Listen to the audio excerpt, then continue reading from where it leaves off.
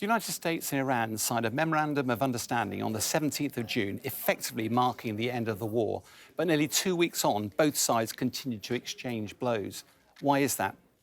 Back on Thursday last week, there were reports that Iran had launched a drone at commercial shipping in the Strait of Hormuz.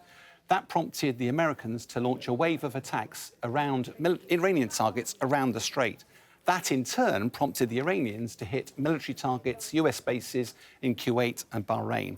But the catalyst for all this appears to have been the Iran attack on a commercial vessel. Why would they do that, given that actually both America and Iran are desperately keen to get the Strait of Hormuz opened? Part of the answer to that lies in the Memorandum of Understanding. It's not a peace deal. It's nothing more than a framework document that marks 60-day ceasefire. It's more about intent and ambition. It's not much about detail. For example, it talks about both sides refraining from action rather than not acting against each other. It talks about respecting territorial integrity for Iran. Blatantly, that's not happening. But the key point here is effectively it gives Iran responsibility for managing the smooth passage of flow of traffic through the strait during this period of negotiation. But of course, the core challenge to that is how they navigate their way around the minefield. Now, the minefield is in the middle here.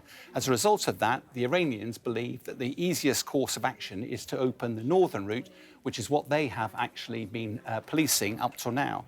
But America, for the last few weeks, opened up its own route down to the south, hugging the coastline of Oman.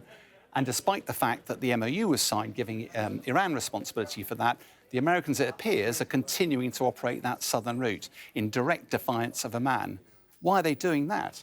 Well, part of the reason is around interpretation of the Memorandum of Understanding. From an Iranian perspective, they believe that they've been given authority to manage the Strait of Hormuz and therefore responsible for safety. They've actually formed the Gulf Strait Authority with a view of managing coordination, but also looking at what maritime services might be required by ships that are using the strait.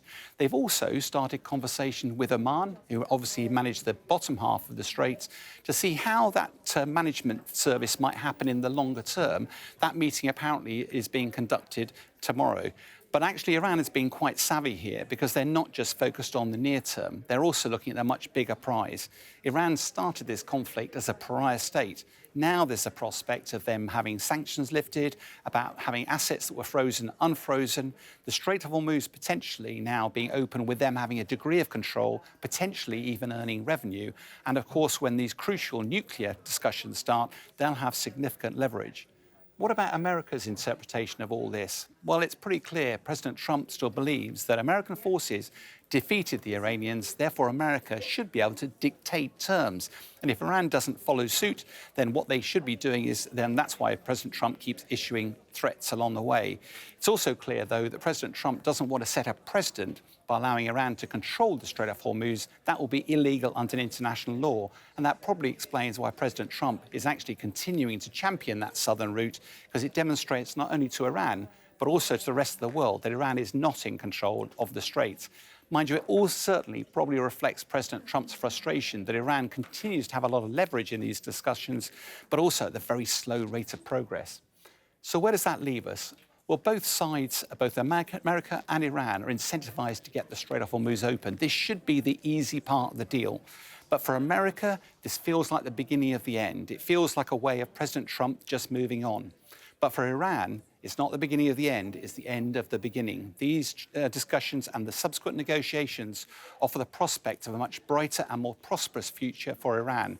If it's so difficult to get this first stage over the line, what are the prospects of the more difficult negotiations to follow, where the West is trying to stop Tehran developing its own nuclear program? Let's face it, that was a core justification for President Trump for the war.